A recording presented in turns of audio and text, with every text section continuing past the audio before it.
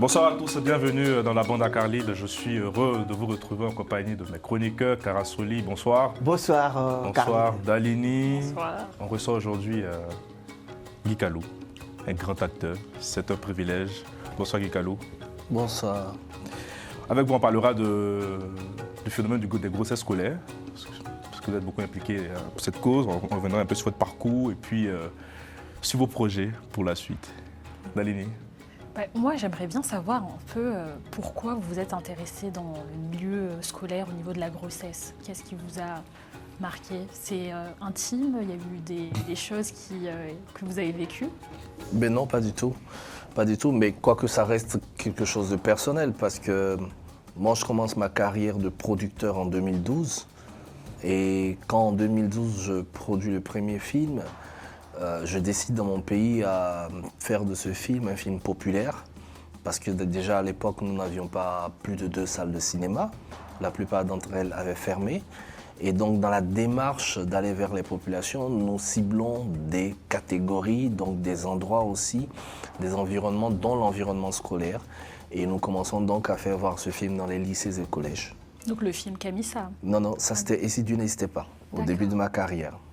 Et donc, quand on commence à visiter les lycées et collèges, je me rends compte que je bénéficiais d'un capital sympathie très fort, particulièrement auprès de la gente féminine scolaire de mon pays.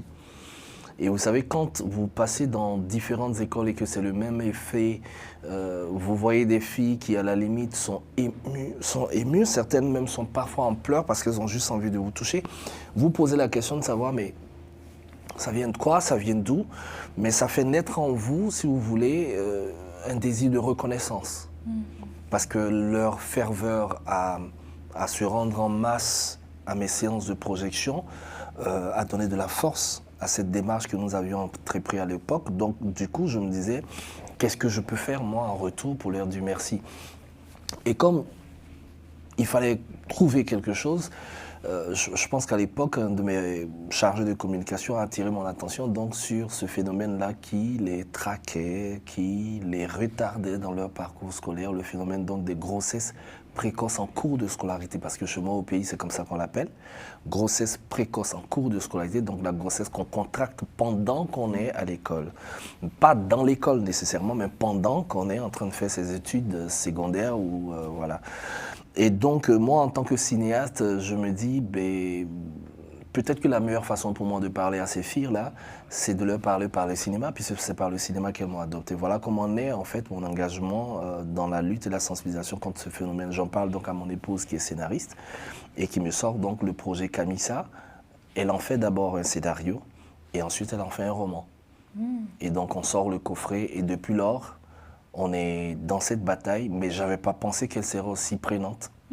Parce que le virus, il est vraiment à visage humain et qu'il change de forme d'une région à une autre, d'une époque à une autre. Vous parlez de Camissa, on reste toujours sur ce phénomène, hein, Karasoli. Oui, tout à fait, parce que c'est un phénomène qui est courant en Afrique, hein, ce n'est pas que la Côte d'Ivoire. Exactement. Le Sénégal, le Burkina Faso, on voit des jeunes filles qui sont souvent enceintes, même par des profs. Exactement. Donc, je crois que ça, c'est une cause noble.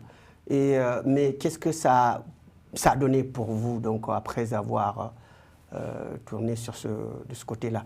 Je pense qu'aujourd'hui, ce que nous sommes en train de réussir en termes de bilan, ce qui est positif, c'est que je pense que notre implication dans la lutte et la sensibilisation contre ce phénomène a attiré un peu plus d'attention sur le phénomène. C'était ça l'enjeu pour nous. Comment faire en sorte de dire aux gens, écoutez, ça existe, il est là, il ne faudrait pas qu'on s'en détourne. Et qu'il y ait des lois, hein, pour surtout. Ah oui, les lois existent déjà. Souvent, on exclut des filles, quand elles sont tombées enceintes, on les exclut de l'école. Donc, mais bon, maintenant... C'est quoi? C'est la charge de la preuve inversée, quoi. C'est plus les filles, les enfants qui sont... Voilà, qui sont coupables, qui sont considérés comme coupables, comme si... Mais en termes d'exclusion, je pense qu'il y a le fait qu'une école peut exclure, mais chez nous, au pays, dans la plupart des cas, ce sont elles-mêmes qui se mettent en retrait à cause du regard des gens. Dès l'instant où elles tombent enceintes, les regards sont accusateurs, les regards sont moqueurs. Elle devient en fait une sorte de personne qu'il faut bannir de la société. Donc elles se replient sur elles-mêmes et en règle générale, on ne sait même pas ce qu'elles deviennent après. En règle générale, on ne sait même pas ce qu'elles deviennent. Et ce que vous dites est tellement juste, c'est que le problème des grossesses précoces en milieu scolaire, en cours de scolarité en Afrique noire, historiquement francophone, est un phénomène qui est partagé par la plupart de nos États. Mais je pense que fondamentalement, parce que là vous avez parlé de loi, je pense que fondamentalement c'est dû au fait qu'il y a une véritable difficulté, lenteur, ou j'ai envie de dire, à l'applicabilité de ces lois. Parce que si l'on s'installe dans une sorte de répréhension de ceux qui passent pour être les bourreaux de nos filles, parce que la plupart du temps, c'est aussi du détournement de mineurs. Voilà. Justement. Si on commence à les choper, peut-être que ça va ralentir un peu. Mais le problème est quand même très, très, très délicat, parce que même culturellement, il est délicat. Même culturellement. On marie la jeune fille, hein, en Afrique aussi, c'est peut-être tout ça. Mais en même temps, même avant même d'arriver au mariage, il y a le fait qu'un parent qui, dans une communauté, voit sa fille être engrossée par un instituteur ou un professeur, il va réfléchir par 10 fois avant de dénoncer cet instituteur ou professeur, parce que déjà, c'est une honte pour lui, au sein de la communauté, de dire que sa fille a été engrossée. À plus forte raison, aller poursuivre celui qui l'a enceintée. Ça, c'est la première des choses. La seconde chose, c'est que, vous savez en Afrique comment ça fonctionne. Si je mets celui-là en prison, qu'est-ce qui prouve que mes autres enfants vont être encadrés comme il se doit? Est-ce que je ne mets pas tout un système à dos? Et est-ce que, si je le mets en prison, c'est un père de famille, qu'est-ce que les gens vont me dire? Parce que d'ailleurs, sa famille va venir demander pardon. En fait, l'émotion, chez nous, en Afrique, tue la bonne évolution des choses. Il faut sortir des émotions. Quelqu'un qui est capable d'enceinte une fille. Moi, dans mon pays, cette année, 2014, et ce n'est pas moi qui le dis, vous allez sur Google, vous avez... 2024 2024, Ouais. c'est-à-dire l'année scolaire 2023-2024. Il y a une jeune fille de 14 ans, donc je dirais une adolescente, qui est décédée après un curettage mal fait. Mais vous savez qui est enceinte? Elle est en classe de CM2 au CM1. Donc chez nous, CM2 au CM1, c'est l'école primaire. C'est comme si on disait que la personne était en 5e ou 6e année. Mais elle décède d'un curettage mal fait, mais elle a été engrossée par son directeur d'école. Est-ce que vous voyez la profondeur de la chose? Si le directeur d'école, qui est peut-être son pépé à la limite, engrosse la petite et qu'elle se retrouve seule face à sa situation pour aller jusqu'à... Donc, elle voulait avorter, en fait. C'est justement, c'est l'avortement qui s'est mal passé. Ah oui. Oui, jusqu'à... Mais un tel type, je ne suis pas très sûr, je ne le dis pas avec exactitude, mais je ne suis pas très sûr que la loi ait forcément fait ce qu'elle avait à faire. Et peut-être qu'il y a un problème aussi au niveau de la société. Il y en a qui pointent même les filles, que c'est leur faute peut-être au niveau de l'habillement. Souvent, on pointe du doigt l'habillement, ou alors un manque d'éducation aussi au niveau des relations sexuelles. Donc, comment on fait pour changer un peu la mentalité? En fait, vous touchez là deux facteurs, dont l'un est vraiment l'enjeu qui nous envoie à faire le film Camissa.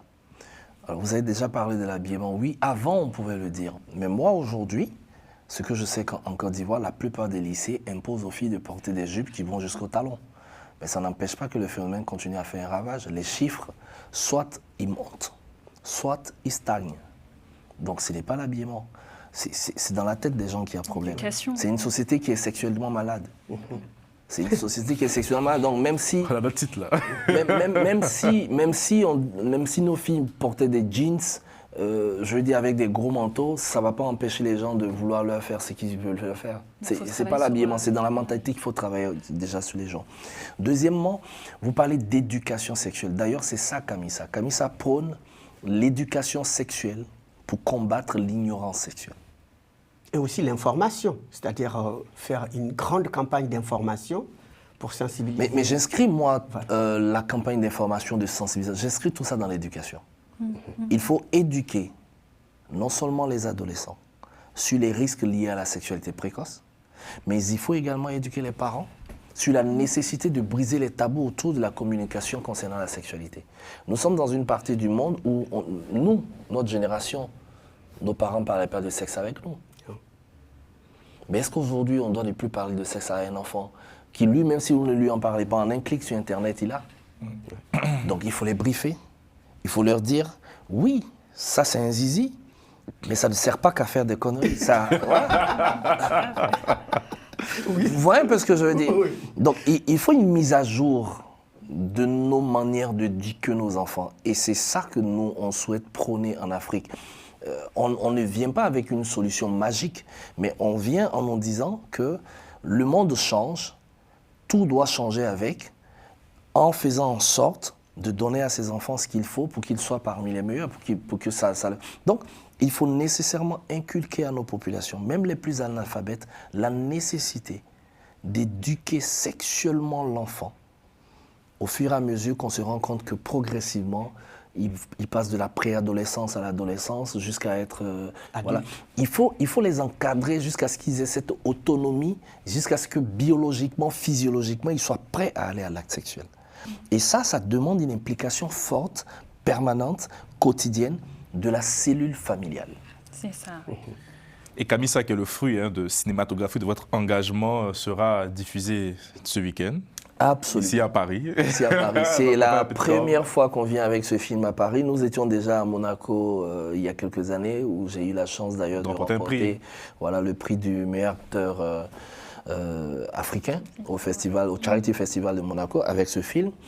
Mais nous sommes tout heureux de venir à Paris, et les 3 dates qu'il faut que les Parisiens et principalement la diaspora africaine vivant à Paris retiennent, c'est que demain, déjà aujourd'hui, le 15, c'est la première séance à 19h, et c'est dans le 6e arrondissement de Paris, au cinéma Saint-André-des-Arts, 19h. Samedi demain également, 19h. Dimanche, 19h. C'est même un peu historique pour nous, parce que cette salle a pour habitude de programmer les films africains pour une séance. Mais là, avec le concours de notre distributeur, Béranger, qui vient regarder tes films en salle, mais je ne sais pas par quelle alchimie ils ont pu obtenir 3 séances. Mais peut-être que les énergies se disposent pour dire à toute la diaspora et à tous nos amis et que la cause aussi en valait. Oui, peut-être. Donc du coup, aujourd'hui, 19h, demain, 19h, dimanche, 19h, donc 15, 16, 17, Kamisa sera projeté en salle. Et j'ai envie de leur dire, vous ne viendrez pas voir qu'un film. Vous venez voir en fait un manifeste qu'on a imbibé dans un témoignage de vie pour dire à chacun de nous, même si tu n'es pas touché directement, tu es indirectement touché. Et pour dire à la diaspora, africaine surtout, ça sert à quoi de bosser dur, envoyer de la thune au pays pour s'occuper des familles si les enfants sont exposés à quelque chose? Il faut donc les éduquer, il faut interpeller les parents qui sont là. Parce qu'ici, en France, c'est des problèmes qui sont plus ou moins résolus. Je veux dire, les dispositions... il y a des protections. Il y a des protections. Plus renforcées. Les compagnies, voilà. Donc il faut que l'expérience... On protège les enfants. Il faut que l'expérience qui est belle ailleurs serve en Afrique. Il ne faut pas qu'on nous envoie que ce qui n'est pas bon. Il y a des dispositions très bonnes ici pour protéger les enfants depuis leur adolescence, pour protéger les enfants dans les écoles. Pour regarder le film, on peut venir en famille. Les gens absolument. D'ailleurs, nous, au pays... oui. En fait, c'est vrai qu'en règle générale... Vos enfants seront là, Kara. Alors, pourquoi il faut venir en famille? Parce que l'une des dispositions que Kamisa essaie de susciter au sein des familles, c'est la communication permanente entre parents et enfants. Donc, vous voyez, quand vous êtes assis côte à côte dans une salle de cinéma, enfants-parents, vous regardez un film, ça vous parle à vous deux.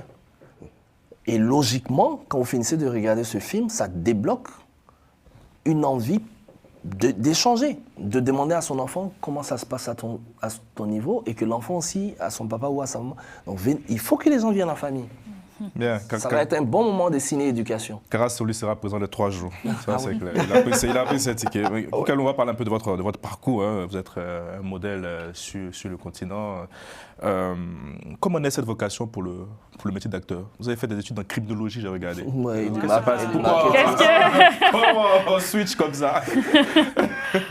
C'est pas volontaire. C'est pas volontaire parce que, je le disais encore à certaines personnes qui me posaient des questions, c'est vrai que souvent les artistes, il y a certains qui ont peut-être eu la chance d'avoir cette vocation depuis leur bas âge et tout, Mais moi, bien au contraire, moi j'avais toujours voulu faire de la télé, mais en tant qu'animateur. Vous êtes bienvenue. On va switcher. Ça a été mon rêve. Au départ, c'était du sport. Après, mon père, paix à son âme, voulait que je fasse l'armée, comme j'avais, Mais j'ai fini mes études, j'ai fait du marketing, je suis rentré en entreprise, j'ai été 12 ans cadre en entreprise.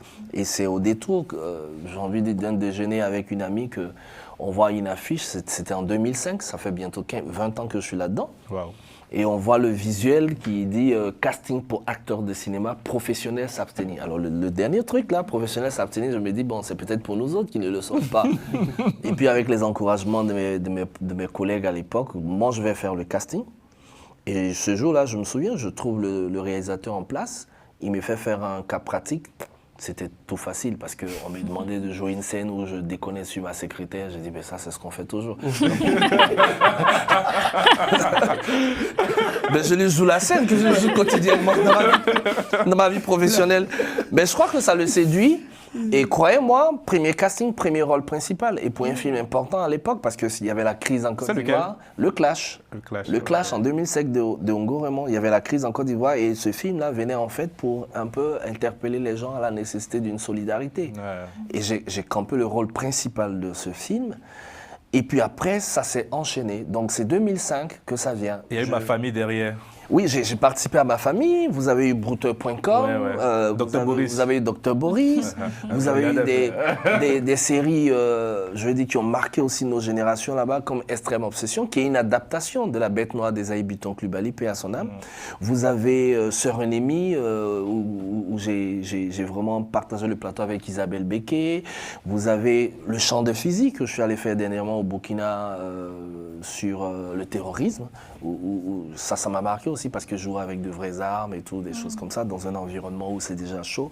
C'était bien, on se sent en train de dire quelque chose. Non, vous en avez, j'en ai quand même, je pense, j'ai traîné ma bosse quand même sur pas mal de plateaux, voilà, en Inde, en Côte d'Ivoire, au Burkina, mais c'est pas plus. Mais pas encore au Sénégal. Mais j'attends avec impatience quand même qu'une production sénégalaise me propose ça, parce que le Sénégal, qu'on le veuille ou non, en Afrique francophone, est en train de devenir, je pense, une vraie étoile pour le sursaut cinématographique. Je connais certains réalisateurs célèbres là-bas que je respecte beaucoup, Moussa Touré et tout, qui a fait La Pirogue, qui nous a tous émerveillés au FESPACO en 2013. Voilà, il y en a pas mal que je connais. Mais j'attends. Je pense que Dieu fait chaque chose en son temps. Est-ce que vous croyez que le cinéma africain, aujourd'hui, commence à percer? Il y a Nollywood au Nigeria. Il y a Babywood aussi. Voilà. Ouais, Babywood, j'en suis le fondateur. Oui, justement. Il est labellisé maintenant et tout. Donc il y a également le Burkina Faso. Donc, est-ce qu'à votre avis, le cinéma africain a de beaux jours devant lui? Ben oui, parce qu'il y a 10 ans en arrière, moi, je ne me serais pas retrouvé sur votre plateau à Paris. Ça veut dire que ça bouge. Pour venir en France, pour faire Camissa, je n'ai pas forcément sorti la thune de ma poche. J'ai un ministère qui a accompagné le projet, j'ai des partenaires qui ont dit, ben, écoute, c'est pas mal. Avant, on n'aurait pas eu ça. Donc, ça veut dire quand même que de plus en plus, on commence à compter à nouveau dans l'écosystème. On commence à compter à nouveau dans les axes de communication des uns et des autres. Donc, forcément, il y a de beaux jours, forcément. Et là, vous avez pris l'exemple de Nollywood. Pour moi, il faut les mettre dans un autre... c'est la Ligue des Champions, eux. Voilà. Nollywood, c'est la Ligue des Champions. C'est le modèle dont moi je rêve le plus. En créant Babywood, c'est ça le modèle. Parce qu'il faut arriver à avoir une industrie qui se prend en charge d'abord avant d'attendre que les financements viennent d'ailleurs. Et pour qu'on arrive à se prendre en charge, il faut bien qu'on arrive à partager avec nos populations l'importance qu'il y a à venir consommer ce que nous faisons. Que ce soit bon ou pas, que ce soit des navets, en fait, je me dis, l'Africain doit se dire, c'est africain, c'est pour moi, je vais. Parce que c'est en forgeant qu'on devient forgeron. Et c'est ce que les Nigériens ont compris. Il y a de beaux jours pour l'Afrique francophone. Pour cette partie qui moi, m'intéresse un peu plus, l'UEMOA et tout, il y a de bons jours. Parce qu'on a quand même un marché de 300 millions d'habitants. Et si on arrive à le challenger, même si on a 1% qui commence à investir dans le cinéma, ça va nous faire des box-office qui vont nous éviter de vouloir toujours aller jouer en France ou aux États-Unis et tout. Mais je pense que ces beaux jours-là seront plus effectifs s'il y a une implication réelle de nos populations dans la consommation de nos œuvres. Et c'est pour ça qu'on vient aussi à Paris pour dire à la diaspora que sans elle, le cinéma va continuer à avoir de beaux jours, mais on va rester pendant longtemps à avoir de beaux jours sans arriver. sans avoir Mbappé. On sera Mbappé toujours du cinéma on sera toujours en dans Afrique. l'espoir que ça va aller, mais il faut bien qu'un jour, ça puisse vraiment aller. Et ça, c'est des choses qui peuvent se percevoir à travers la vie des acteurs. C'est nous qui sommes mis en avant. Mais je peux vous dire que pour beaucoup d'acteurs vivant en Afrique, il faut se le dire clairement, on vend des rêves, mais nos vies sont très loin d'être des rêves. Ah. Et ça, c'est la population qui doit pouvoir... voilà. Hikalou, on parle rapidement, c'est déjà fini. Hein. Mais non, je comprends. On a... Ouais, tout de même. Il reste 5 minutes, on me dit dans l'oreillette. Merci Romain, Ben c'est ouais. l'horloge parlante. C'est vrai que vous avez songé à faire un peu de politique, à vous présenter à la mairie de Vavois face à... Jamais. Comme Des gens ont voulu que je le fasse parce que bon, il y avait le truc de la FIF, Drogba qui était candidat d'un côté, Kalou Bonaventure qui était dans un groupe qui semble-t-il ne voulait pas qu'il soit candidat. Et moi, je soutenais la candidature de Drogba sans le connaître parce que bon, pour moi, c'est une légende et tout. Et bon, voilà, les gens, ils sont ce qu'ils sont. Ils ont commencé à m'opposer à Kalou Bonaventure. Moi, la politique, c'est vrai qu'on l'a fait tous, mais je ne crois pas que je sois encore à un point de vouloir faire la politique comme étant un représentant d'une collectivité. Non, j'ai pas encore cette thune-là. Pas de candidature à Vavois, donc Ministre de la Culture, ouais. ni possible ministre de Non, la Culture. non, franchement, j'ai pas encore ce coffre-là. Vous n'êtes pas prêt. Non, j'ai Mais beaucoup- idées. il y a beaucoup de choses à faire au cinéma. Il y a beaucoup de choses à faire. J'ai des gosses qui sont en train de prendre les lâches. Donc franchement, la politique in Africa, please. Mais d'ailleurs, en Côte d'Ivoire, en ce qui concerne l'univers cinématographique, il y a beaucoup de manque au niveau des ressources humaines. Donc c'est un secteur où il faut y aller pour prendre les places. Et beaucoup ont ce rêve hollywoodien d'Hollywood. Comment on essaie de les faire basculer par le rêve donc badioudien? Déjà, je pense que on n'a pas véritablement ce gap en ressources humaines opérationnelles, comme on le dit. Est-ce qu'on les a mis à l'épreuve? Est-ce qu'on les a sollicités? Est-ce qu'ils ont les moyens de travailler? Vous vous souvenez, il y a quelques années en arrière, quand on voyait tous les films venant du Nigeria, on se moquait d'eux. Ah, c'est vrai, Ouais. ouais. Aujourd'hui, là, Aujourd'hui, là, Ouais, après, la les plupart effets des spéciaux acteurs bizarres, là. francophones, même nous en Côte d'Ivoire, vous prenez 10 acteurs, vous leur demandez tu veux aller au Nigeria, il y en a 9, ils vont se bagarrer pour pouvoir y aller. Mais pourtant, il y a des années en arrière, on se moquait d'eux. Donc pour moi, pourquoi voulons-nous évaluer des gens, voulons-nous, j'ai envie de dire, noter des gens qu'on n'a pas encore évalués? On les note sur la base de quoi? Non, les ressources humaines, il en existe dans le pays. Ce qui n'existe pas, c'est les ressources financières pour que ces ressources humaines se mettent au travail. Ça, c'est la première des choses. La seconde chose, comment faire pour que les gens ne rêvent pas de Hollywood, mais faisons en sorte que Babywood soit un rêve pour nos gens comme Hollywood l'a fait pour ses populations. L'Américain a vendu son rêve. Son rêve nous capte tous. Vieux, jeunes, enfants, même le bébé déjà, tu lui parles des Ouais. États-Unis, il tremble. Hollywood, là. Ouais. Mais c'est ça, c'est eux qui ont créé leur rêve. Personne n'est allé créer le rêve d'Hollywood à leur place. C'est à nous de créer le dispositif. Et ça commence, par exemple, par le fait que la diaspora africaine à Paris entende qu'un acteur ivoirien est venu à Paris pour projeter un film. Pour moi, tout le monde doit pouvoir mettre ça dans son programme, ne serait-ce que 1h30. Parce que, imaginons-nous, quand on va commencer à soutenir fortement nos productions africaines, mais même l'Europe n'aura pas d'autre choix que de compter avec nous, parce que de toutes les façons, on fait tous du business. Si j'ai un produit qui rapporte 1 milliard de consommateurs, même que ce soit la Chine, la Russie ou les États-Unis, vont vous chercher avec tout ce qu'il faut. Vous comprenez ce que je veux dire? Les compétences, nous les avons. Ce que nous n'avons pas, ce sont les ressources financières, ce sont les dispositions qui nous permettraient de pouvoir avoir des guichets. Il faut simplement, et c'est peut-être par là que je vais faire mon mot, il faut que nos décideurs, comme c'est le cas, ça a été le cas au Nigeria, comprennent que le cinéma est un secteur qui est capable de créer mais des emplois comme on n'imagine pas. Hollywood, c'est plus d'1 million d'emplois permanents. Vous comprenez ce que je veux dire? Donc, on ne peut pas être dans des pays où on pense à créer de l'emploi pour la jeunesse et puis négliger un secteur qui peut en rapporter autant. Chez nous, au pays, les créateurs de contenu, vous voyez un peu comment ça fonctionne en Côte d'Ivoire, les buzz et tout. Mais ça, c'est la créativité. Mais il faut encadrer cette créativité, mais ça peut être encadré à travers des domaines comme le cinéma. Donc, vous faites évoluer le cinéma. En plus, vous faites évoluer un secteur qui éduque, comme nous on le fait avec Camissa, et vous créez de l'emploi. Donc après, vous créez quoi? De la stabilité. Tant qu'ils n'auront pas compris qu'il faut aider le cinéma, on va avoir de l'instabilité sur beaucoup de points dans nos sociétés. Merci beaucoup Guy Kalou, merci Karasoli, merci Dalini. En tout cas, rendez-vous ce week-end pour regarder 15, 16, 17. Il faut rappeler l'adresse. 15, 16, 17, Cinéma Saint-André-des-Arts dans le 6e arrondissement de Paris. Vous allez là tout de suite sur le lien, vous réservez votre ticket. Nous, on sera là ce soir. Je ne suis pas venu seul, je suis venu avec les acteurs principaux du film. Qui sont des jeunes qui n'avaient jamais fait de cinéma auparavant, mais qui sont à Paris avec moi, qui seront là ce soir avec moi dans la salle, qui seront là demain, qui seront là dimanche. Donc, ce n'est pas que Guy Kalou, c'est une équipe.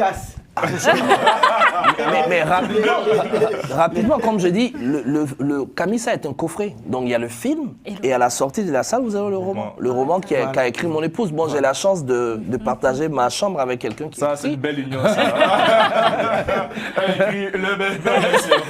Merci beaucoup. Non, mais c'est moi qui vous remercie, c'est moi. Et merci aussi à Erika. À Erika, à Béranger, ce sont eux qui sont vraiment à l'œuvre pour que ça soit. Et puis bon, ce n'est que le premier rendez-vous et on aura d'autres. Bon, en tout cas, on espère vous accueillir ici prochainement. Avec plaisir.